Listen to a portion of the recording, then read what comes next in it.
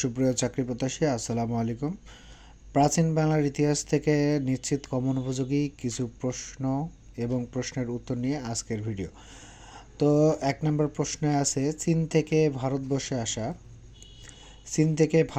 আসা প্রথম পর্যটকের নাম কি? উত্তর হচ্ছে ফাহিয়ান। আমি আবারও প্রশ্নটি বলতেছি, চীন থেকে ভারতবর্ষে আসা প্রথম পর্যটকের নাম কি? উত্তর হচ্ছে ফাহিয়ান।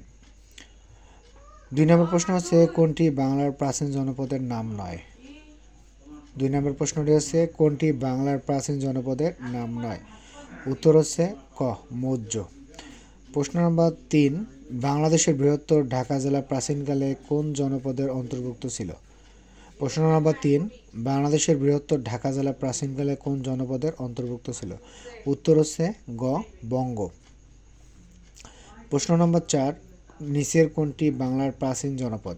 প্রশ্ন নম্বর 4, নিচের কোনটি বাংলার প্রাচীন জনপদ? উত্তর হচ্ছে হরিকেল। 5 নম্বর প্রশ্ন হচ্ছে, প্রাচীন ভারতে কে সর্বপ্রথম সর্বভারতীয় ঐক্য স্থাপন করেন? প্রশ্ন নম্বর 5, প্রাচীন ভারতে কে সর্বপ্রথম সর্বভারতীয় ঐক্য স্থাপন করেন? উত্তর হচ্ছে চন্দ্রগুপ্ত মৌর্য। 6 নম্বর খুবই গুরুত্বপূর্ণ একটি প্রশ্ন, যেটি বারবার বিভিন্ন কম্পিটিটিভ বা প্রতিযোগিতামূলক পরীক্ষা আসে, সেটা হচ্ছে আর্যদের ধর্মগ্রন্থের নাম হচ্ছে বেদ। 7 নম্বর প্রশ্ন হচ্ছে, প্রাচীন বাংলার প্রথম স্বাধীন নরপতির নাম কি ছিল? অর্থাৎ বাংলার প্রথম রাজা কে ছিলেন? উত্তর হচ্ছে রাজা শশাঙ্ক।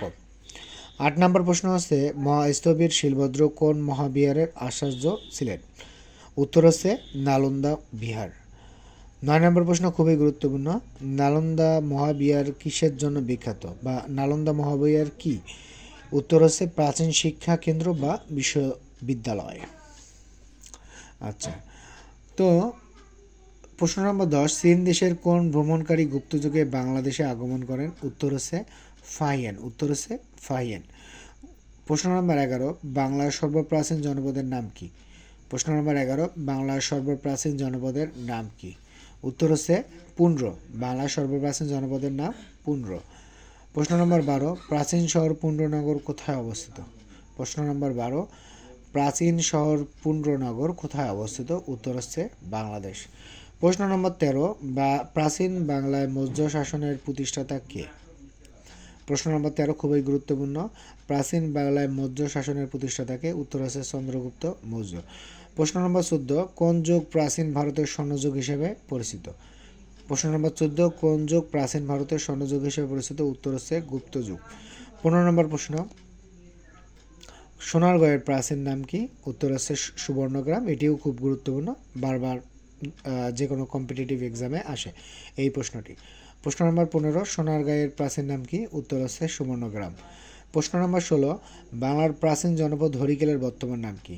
প্রশ্ন নম্বর 16 খুবই গুরুত্বপূর্ণ, বাংলার প্রাচীন জনপদ হরিকেলের বর্তমান নাম কি? উত্তর হচ্ছে সিলেট ও চট্টগ্রাম।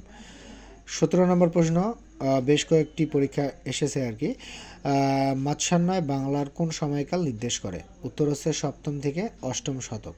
18 নম্বর প্রশ্নটি হচ্ছে, অবিভক্ত বাংলার সর্বপ্রথম রাজা কাকে বলা হয়? উত্তর হচ্ছে শশাঙ্ক। এই প্রশ্নটি খুবই গুরুত্বপূর্ণ। ঠিক আছে, সবাই ভালো থাকবেন। আসসালামু আলাইকুম।